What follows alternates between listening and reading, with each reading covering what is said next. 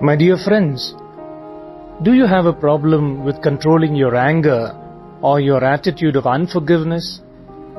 Scientific discoveries tell us that a trapped rattlesnake can become so aggressive and angry that it will begin to bite its own self.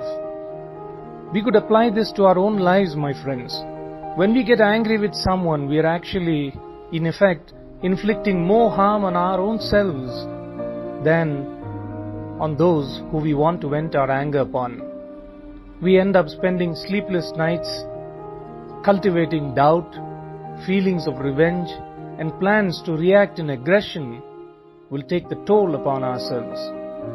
There is an old Chinese proverb that reads, "If you are patient in one moment of anger, you will escape 100 days of sorrow." If you are patient in one moment of anger, you will escape 100 days of sorrow. In fact, St. Paul in his letter to the Christian community in Colossia advises, you find this reference in the letter to the Colossians chapter 3 verse 12 to 14, and I quote, "Therefore, as God's chosen people, holy and dearly beloved, clothe yourselves with compassion, kindness, humility, gentleness and patience. Bear with each other and forgive one another. If any of you has a grievance against someone, forgive as the Lord forgave you. And over all these virtues, put on love, which binds them all together in perfect unity." Apostle James exhorts us. The letter of James chapter 1 verse 19 and 20. "Know this, my beloved brothers, let every person be quick to hear, slow to speak, slow to anger, for the anger of man does not produce the righteousness of God." Evangelist Billy Graham accounted that of most of the patients he visited in hospitals, many were struggling with anger and unforgiveness. In fact, he remarked, if these patients chose to forgive, they would recover and be discharged from the hospital. Anger, my friends, is one of the most devastating emotions. It can lead to health complications and also fracture relationships. With life on the fast lane, tendencies to get angry are on the rise.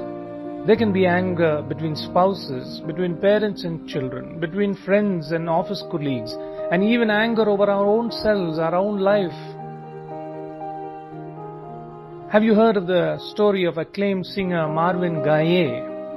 Acclaimed singer Marvin Gaye's life ended in a tragedy on April 1st, 1983. His own father shot him to death. Many months later, Gaye's close friend, author David Ritz, wrote Gaye's biography titled "Divided Soul." He wrote, "Gaye was indeed a divided soul. He was part artist and part entertainer, part sinner and part saint, part a gentleman and part a strong man." David Ritz wrote on how Gaye's childhood was tormented by cruelty inflicted upon him by his father. This had a terrible effect on his life. Ritz said he really believed in Jesus a lot, but he could never apply the teaching of Jesus' forgiveness to his own father. In the end, it destroyed both of them. My friends, Jesus teaches us so vividly about the vanity of our worship when we carry hatred, anger and unforgiveness in our heart against others. If you are offering your gift at the altar and there remember that your brother or sister has something against you, leave your gift there in front of the altar. First go and be reconciled to them, then come and offer your gift. The Gospel of Matthew chapter 5 verse 23 and 24. So friends, if there's somebody in your life who has caused you anger, or if you are angry over someone, seek the help of the Lord. Seek the spirit of forgiveness. Seek the spirit of reconciliation so that you may enjoy the peace that the Lord gives you, that the world cannot give and the world cannot take away from you. Have a good and godly day.